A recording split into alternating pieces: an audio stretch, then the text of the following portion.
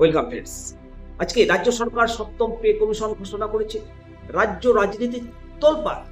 সপ্তম পে কমিশনের সিলমোহর দিয়েছে ৪৫ দিনে পে কমিশন। ৪৫ দিনে কি এই পে কমিশন লাগু হবে?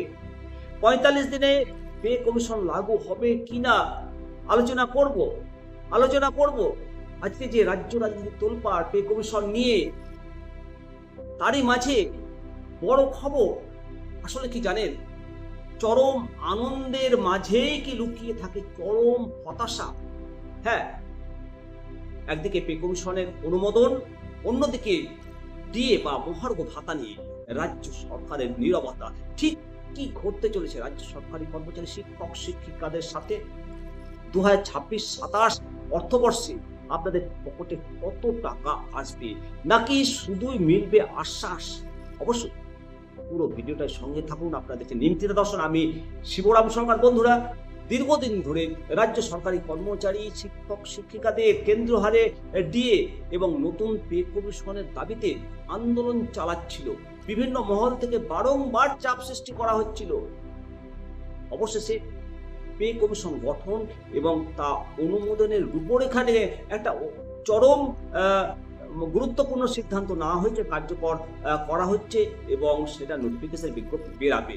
সূত্রের খবর, এই পে কমিশন কার্যকর হলে কর্মচারীদের বেসিক পে এক ধাক্কায় অনেকটাই বাড়বে, সঙ্গে গ্র্যাচুইটি এবং পেনশনে রদবদল হবে, বড়সড় রদবদল হবে। স্বাভাবিকভাবে লক্ষ লক্ষ কর্মচারী এবং তার পরিবারের মুখে হাসি ফোটাতে বাধ্য। কিন্তু বন্ধুরা, মুদ্রার ঠিক এপিঠ এবং ওপিঠ থাকে। ঠিক যেমন খুশির খবরের পেছনে একটা বিরাট প্রশ্ন চিহ্ন রয়েছে। নতুন পে কমিশন গঠনের কথা বলা হলেও বকেয়া ডিএ মহার্ঘ ভাতা নিয়ে কোনো ধোঁয়াশা কাটেনি, যেখানে কেন্দ্রীয় সরকারি কর্মীরা নিয়ম করে বিশাল হারে ডিএ পাচ্ছে। এই যে গ্যাপ, এই গ্যাপ কিভাবে মেটাবে তা নিয়ে কোনো স্পষ্ট ঘোষণা হয়নি। কর্মচারীদের মনে একটাই প্রশ্ন, যে পে কমিশন পাস হলেও ডিএর যে বিশাল গ্যাপ, বকেয়া ডিএ, সেটা কি আদৌ মিলবে, নাকি পে কমিশনের আড়ালে ডিএ দাবিকে ধামাচাপা দেওয়ার চেষ্টা করা হচ্ছে?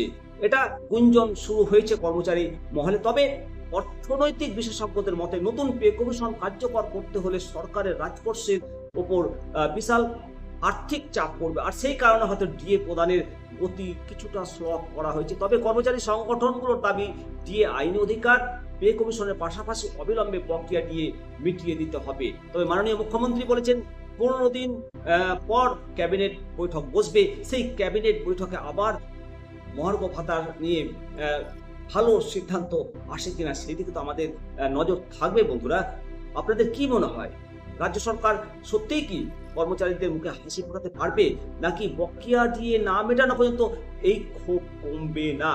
অবশ্যই আমাদের ভরসা রয়েছে নতুন সরকারের প্রতি, প্রচুর ভরসা রয়েছে।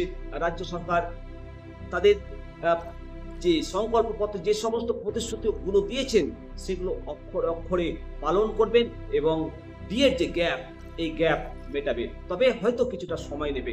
অবশ্যই আপনাদের মূল্যবান মতামত কমেন্ট সেকশনে করবেন এবং শেয়ার করবেন।